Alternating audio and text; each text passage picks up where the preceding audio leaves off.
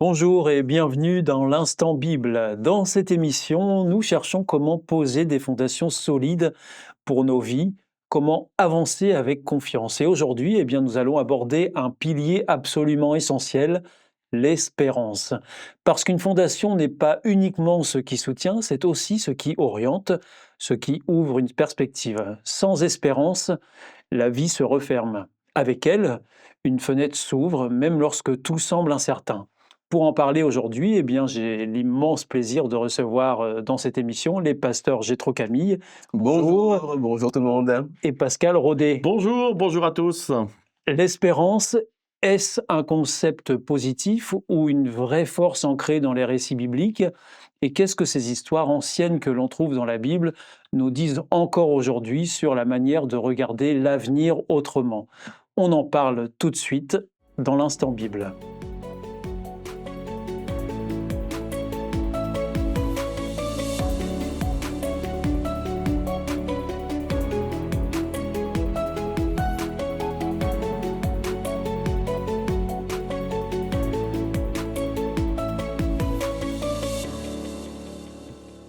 Alors, pasteur Jétro Camille, comment est-ce qu'on peut définir l'espérance au-delà de l'aspect optimiste?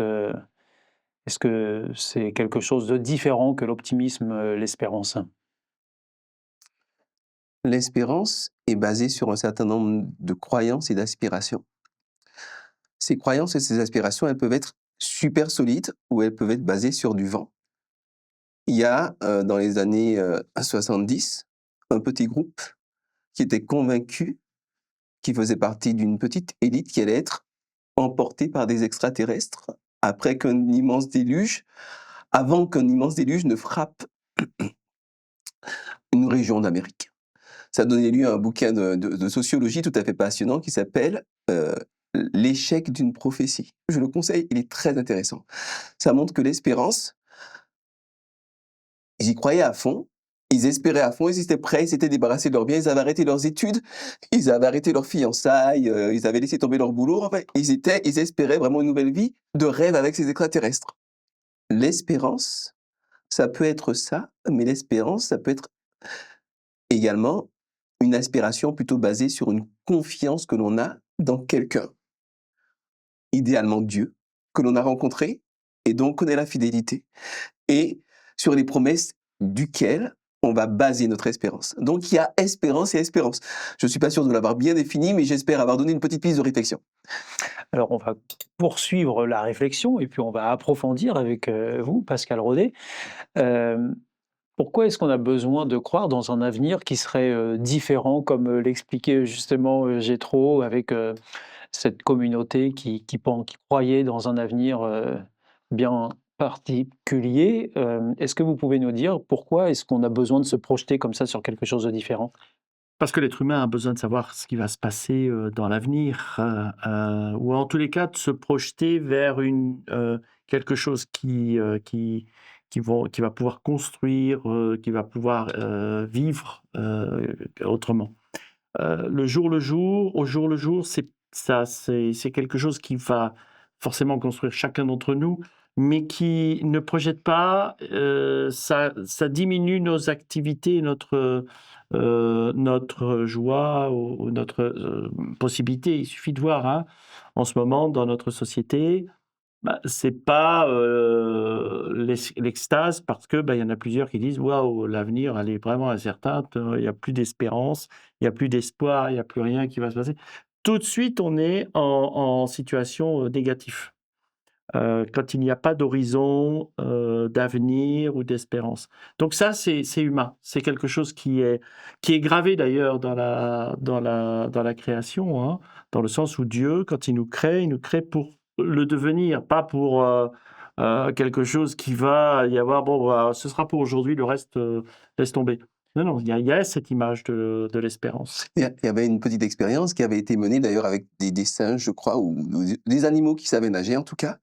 On les mettait donc au large, dans la mer, et puis il y avait une barque qui était à portée. Et la barque, elle s'éloignait un peu. Mais tant que la barque était visible, les animaux continuaient à nager. C'était un peu cruel comme expérience. À une certaine époque, il n'y avait pas beaucoup de déontologie de ce point de vue-là. Mais enfin, l'expérience était quand même intéressante.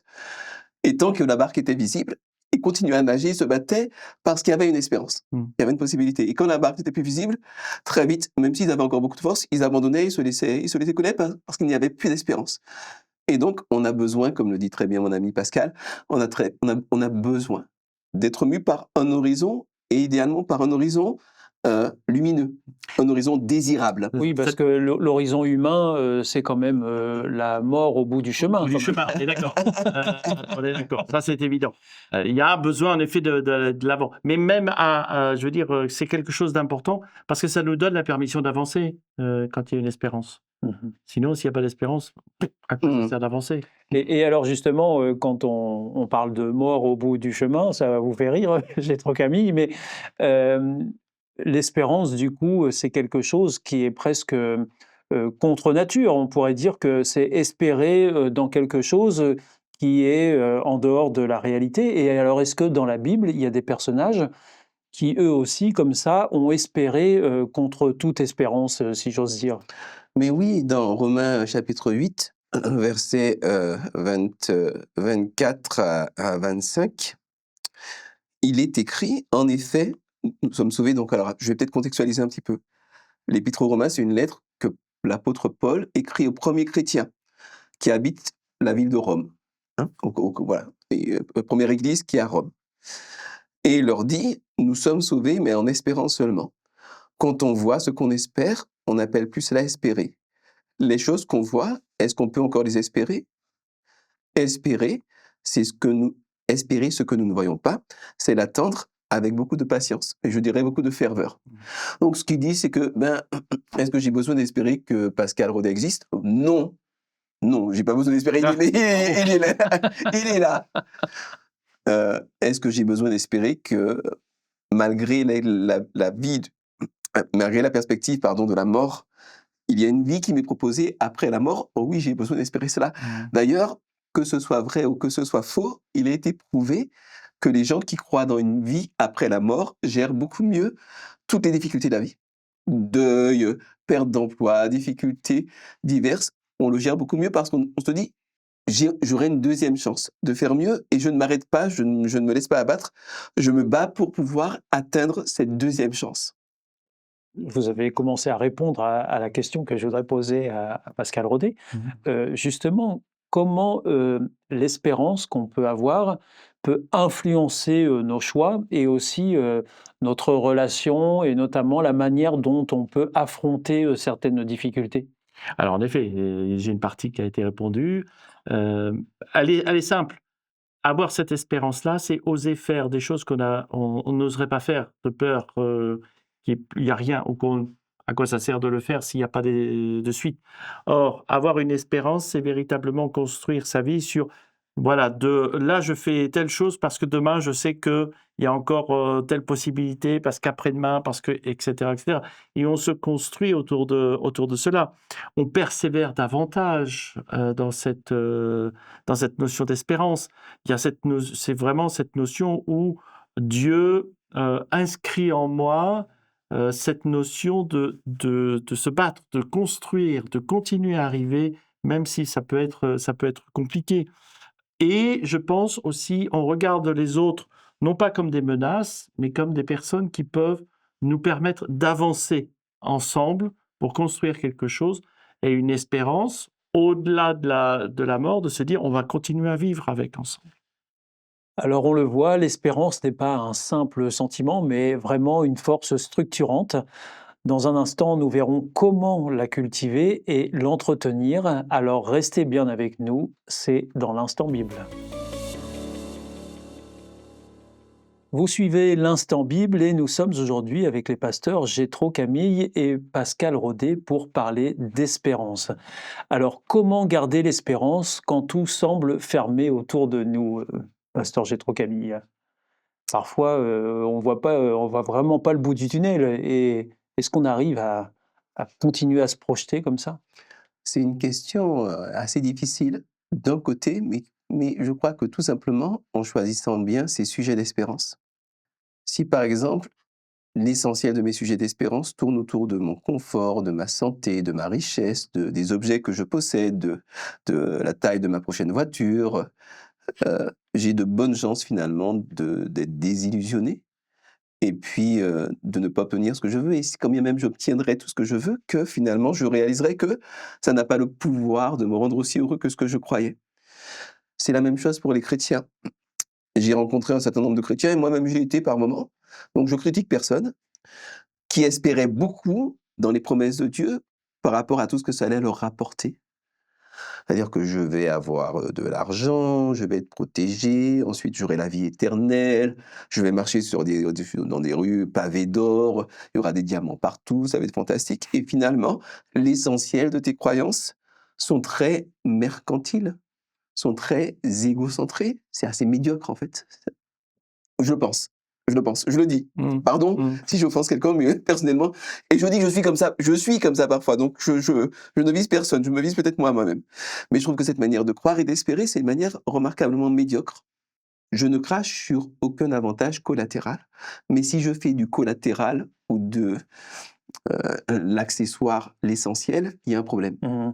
Si je fais de certains aspects de la récompense, le cœur, Mmh. je n'ai rien compris. Mmh. Le cœur de ce en quoi je suis appelé à espérer, en quoi j'espère, en tout cas personnellement, c'est de rencontrer Dieu de plus près, de voir Dieu de beaucoup plus près et d'avoir cette compréhension, voilà, pouvoir échanger parce que Dieu, on croit en lui, on l'aime, mais d'une certaine manière, il est invisible.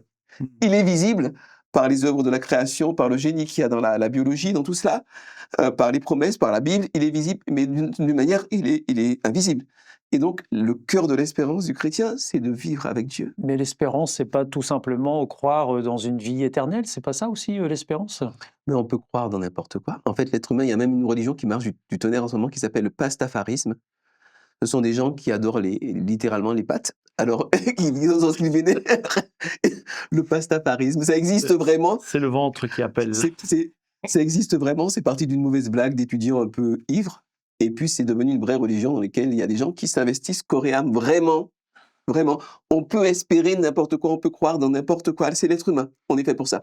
On est fait pour croire. Après, croire en n'importe quoi, non, il faut quand même faire preuve de discernement. Et je crois qu'une saine croyance en Dieu est vraiment structurante et fait du bien à l'âme entière.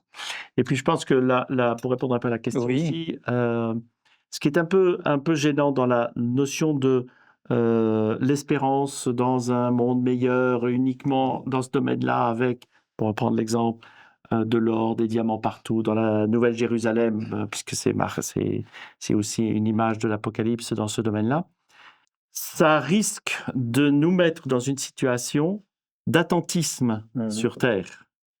Et on est à tel point dans cette espérance de quelque chose uniquement de cette espérance du meilleur, Mais dans le futur. dans le futur, Ah. On attend que ça arrive. on attend que ça arrive. Et puis on se croise les bras, on fait rien. Exactement. Ah. Et ça, c'est le côté négatif de cette image-là et de cette espérance surtout. L'espérance, c'est déjà dire, oui, le Seigneur m'a préparé une place quand il reviendra, il me prendra avec lui. Mais aujourd'hui, j'exprime ce qu'est le Seigneur dans le monde dans lequel je vis. Parce que moi, justement, je pensais que espérance rimait avec patience. Alors, en tous les cas, ça, c'est la formule qui est vraie. Mhm. La patience est liée avec l'espérance et vice-versa. Mais la patience, c'est pareil. Je suis patient et j'attends, mais ça va ensemble. Il y a patience active et patience. Exactement. C'est intéressant ce que tu dis, cher collègue, parce que j'ai eu la même réflexion par rapport à la prière. Souvent, on espère que Dieu va exaucer nos prières. Et malheureusement, pour certains croyants, espérer que Dieu exauce une prière semble les dédouaner de faire des efforts et leur part du travail. Mhm. Et donc, j'ai un problème avec mon gamin. Imaginons que j'ai un problème, j'ai 3 adolescents, imaginons que j'ai des problèmes avec mes adolescents.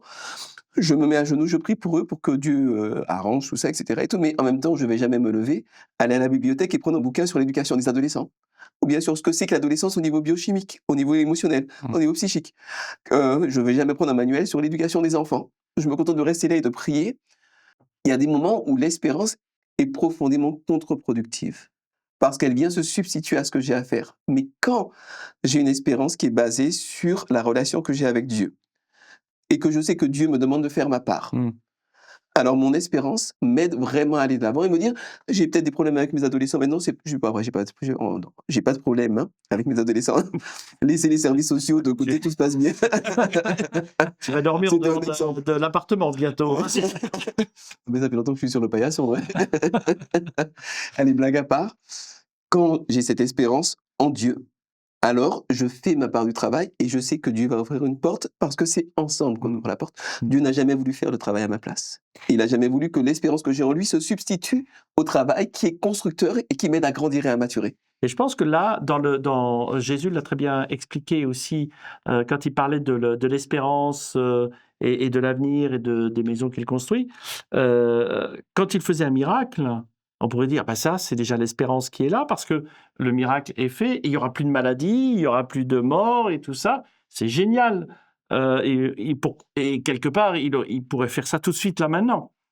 Et pourtant, à côté, et quand il parle des pauvres, tout ça, par rapport à une femme à qui il a été donné un parfum, ou elle a pris un parfum pour nettoyer les pieds de Jésus, ou scandalisé parce que ça valait très cher. ça valait très cher, etc. Il dit oui, moi je m'en vais. Elle le fait. Vous aurez tout le temps les pauvres. Sous-entendu, vous aurez encore du travail, rassurez-vous. Il va falloir s'y mettre aussi. Il va falloir être en relation avant que je revienne. Et c'était toujours ça aussi. L'espérance n'enlève pas l'action au quotidien. Au contraire. Au contraire. Et alors, pour terminer cette émission du jour, à votre avis, est-ce que l'espérance biblique apporte quelque chose d'unique? Je vous pose la question à tous les deux. Pour moi, oui, et ça va être très paradoxal ce que je vais dire, mais c'est une perspective que j'aime beaucoup. Et curieusement, je vais la rapporter par la bouche d'une mystique musulmane qui s'appelait Rabia, et qui résume très bien, je crois, l'essence de ce que Jésus est venu montrer sur terre et de ce que Dieu veut vivre avec nous. Elle disait: Dieu, si je t'aime par convoitise du paradis, alors prive-moi du paradis. Si je t'aime par crainte de l'enfer, alors jette-moi en enfer. Mais si je t'aime pour toi-même, alors ne me prive pas de ta beauté éternelle. Je pense que l'espérance biblique, c'est ça. C'est cet amour qui se développe entre soi et Dieu, entre soi et les autres, et que rien ne peut détruire. Et notre espérance se fonde sur cette qualité d'amour particulière, après laquelle, je crois, le cœur de chaque être humain court, sans en avoir conscience peut-être, mais chaque être humain court après cela. Merci beaucoup à vous, pasteur Rodet et Camille, pour ces échanges très enrichissants. Merci aussi à vous qui nous avez suivis. Si vous vous posez des questions sur ce sujet ou bien si vous souhaitez découvrir ces récits porteurs d'espérance dans la Bible, nous avons le plaisir de vous en offrir une. Pour l'obtenir, c'est très simple, il suffit de la demander aux coordonnées mentionnées juste après. Et si vous avez des questions, eh bien vous pouvez les poser au même endroit. Construire une vie solide, c'est aussi ouvrir une fenêtre sur l'avenir. L'espérance n'efface pas les difficultés, mais elle donne un sens à la route. Et j'espère que cette émission vous aura apporté un souffle nouveau. À très bientôt dans l'Instant Bible. Messieurs, merci beaucoup. Merci. Au revoir. Au revoir.